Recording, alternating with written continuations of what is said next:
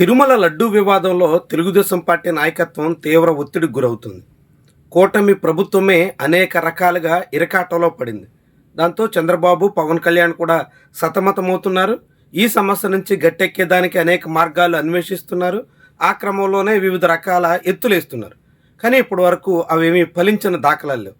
దాంతో తాజాగా కేంద్ర హోంశాఖ మంత్రి అమిత్ షాతో చంద్రబాబు భేటీ అయిన సమయంలో ఇదే అంశం ప్రధానంగా చర్చకొచ్చినట్టుగా తెలుస్తోంది. అయితే అమిత్ షా చంద్రబాబుతో పార్లమెంటు ప్రాంగణంలోనే సమావేశమయ్యారు. అక్కడే హోంమంత్రిని కలిసి చంద్రబాబు తన వ్యవహారాన్ని, ఆంధ్రప్రదేశ్లో జరుగుతున్నటువంటి పరిణామాలని హోంమంత్రి దృష్టికి తీసుకెళ్లినట్టుగా అంతా భావిస్తున్నారు. అయితే ఇప్పుడు హోంమంత్రి అమిత్ షా ఈ వివాదంలో జోక్యం చేసుకుంటారా?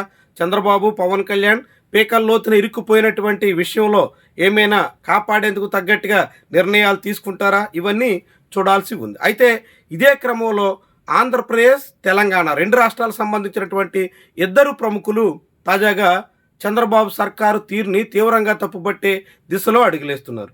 ఆ క్రమంలోనే కె నాగేశ్వర్ ఎమ్మెల్సీగా, ప్రొఫెసర్గా, జర్నలిజంలో ఆరితేరినటువంటి సిద్ధాస్తుడిగా వివిధ రకాలుగా ఆయనకి గుర్తింపు ఉంది. సామాన్య జనాల్లో సైతం ఆయనకి మంచి పేరుంది. అలాంటి కె నాగేశ్వర్ కల్తీ నెయ్యి ఉదంతంలో చంద్రబాబు వాదనను తప్పుపట్టడం మీద తెలుగు తమ్ముళ్ళు కారాలు మిరియాలు నూరుతున్నారు. కె నాగేశ్వర్కి వ్యతిరేకంగా తీవ్రమైనటువంటి దాడికి పూనుకుంటున్నారు. ఇన్నాళ్ళుగా సోషల్ మీడియాలో కె నాగేశ్వర్ని తప్పుపట్టడం ఒక క్రమం అయితే, నేరుగా ఇప్పుడు ఆయన్ని బెదిరించడానికి కూడా సిద్ధమయ్యారు అంటూ ఆయన వాపోతున్నారు. కె నాగేశ్వరరావు చెప్పిన దాని ప్రకారంగా కల్తీ నెయ్యి ఉదంతంలో చంద్రబాబు వాదనను ఆయన సమర్థించాలని, లేని పక్షంలో ఆయన్ను చంపడానికి కూడా వెనకాడబోమని బెదిరిస్తున్నట్టుగా కె నాగేశ్వర్ చెప్తున్నారు. గతంలో కె నాగేశ్వర్ మీద ఆర్ఎస్ఎస్ మూకలు కొందరు ఇదే రీతిలో చెలరేగిపోయినటువంటి అనుభవాలు ఉన్నాయి. ఆ క్రమంలో కె నాగేశ్వర్ ఫిర్యాదులు చేయడం, కొంతమంది మీద కేసులు నమోదు కావడం చాలా జరిగింది. ఆన్లైన్ ట్రోలింగ్తో పాటుగా బాహాటంగానే బహిరంగంగా ఆయన్ని బెదిరించే ప్రయత్నానికి దిగడం మీద ఇప్పుడు మరోసారి టీడీపీ శిబిరం నుంచి అలాంటి పరిస్థితి రావడం మీద నాగేశ్వర్ ఆందోళన వ్యక్తం చేస్తున్నారు.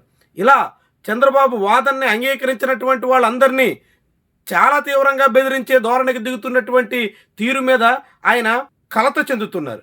సరిగ్గా కె నాగేశ్వర్ తనను బెదిరిస్తున్నారని చెప్తున్న సమయంలోనే ఉండవల్లి అరుణ్ కుమార్ తెర మీదకి వచ్చారు. ఆయన రాజమండ్రి సెంట్రల్ జైల్లో ఉన్న అంబటి రాంబాబుని కలిశారు. ఆ సమయంలో మీడియాతో మాట్లాడుతూ ఉండవల్లి చాలా కీలకమైనటువంటి కామెంట్ చేశారు. చంద్రబాబు నాయుడు కల్తీ లడ్డూ ఉదంతం విషయంలో దైవ ద్రోహానికి పాల్పడుతున్నారు అంటూ మండిపడ్డారు.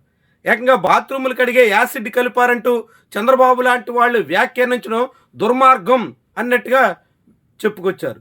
తిరుమలలో ఎటువంటి జంతు కొవ్వులు కలిపిన నెయ్యి వాడలేదని సిట్ అధికారికంగా ధృవీకరించిన తర్వాత అదే వాదనను పట్టుకుని ప్రజల్ని మభ్యపెట్టడం ఏమాత్రం సమంజసం కాదు అంటూ ఉండవల్లి మండిపడ్డారు.